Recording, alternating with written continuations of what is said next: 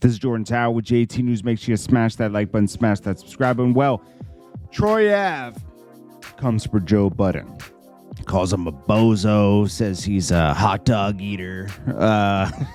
He even says it's almost like for dating, you found Fab's old phone and went through the numbers and started dating everybody, because Tahiri and a bunch of other girls that Joe Budden's linked with was Fab's first. And then Joe Budden got the leftovers.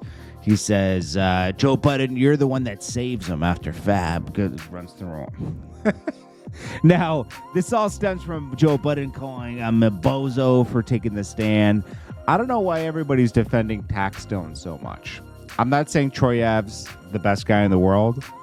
He can rap, right? And he did make an independent way for himself. You got to applaud that. Taxstone was a bona fide hater of everybody. Everybody. And that hatred got Banga killed, taken away from his kids. My friend got shot in the club that day at Irving Plaza. He had a great podcast. It was good. I don't know how, it was cool, but it was hot for the moment. You don't know where it would have gone, I think he was connected with the right people, but they had to step away from him when, this whole thing happened, Jay-Z couldn't back this, And it just, him and Casanova are locked up. It just shows that, there was a lot of... Casanova was the one that talked him into going to the club that day. I don't know. All that aside, I don't know why everyone's defending and going... there's so much other stuff. They're not calling all Young Thugs guys that turned on him snitches. Just gonna. But what about the other 8 or whatever? It's like... People choose to overlook certain things, which is very funny, okay?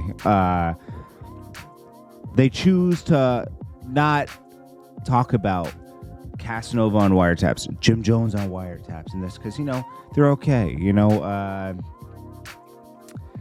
what happened in New York? Oh, yeah, Fab. When Fab puts his hands on his girl, everybody overlooks that, It's funny what people overlook and what they choose to go at, Nip. Okay, so this guy Eric Holder is the judge tells him in court that you're gonna have a hard time in court, buddy, because you're greenlit. yeah, they're coming for you in jail. He's the target. There's a green light on him from all the gangs. He says there's a green light on you from every gang.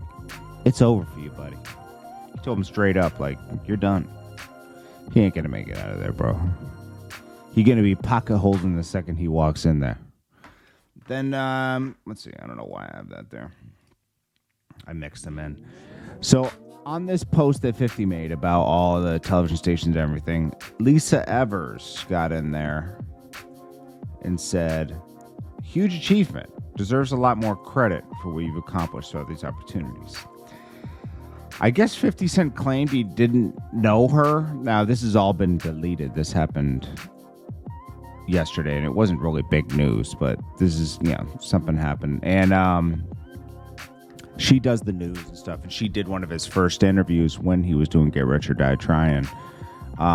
She had to remind him, because he was like, who is this girl? Because, she said something out of the comments, so they had to, clean it up. I guess they talked and cleaned it up. But, I guess somebody else, aside from that, owes 50 Cent money. He put up the famous lines from Casino where they were saying, hey, Joe Pesci was like, I don't know if you know what kind of business I'm in, but if I'm going to come down there Thursday, if you don't have my money, I'm going to crack you over the head. That was one of the best lines in Casino, because he says, because I don't care about jail. And as soon as I go to jail, by the time I'm coming out and you're coming out of your coma, I'll crack you over the head again, because I'm stupid. That was one of the best lines in Casino.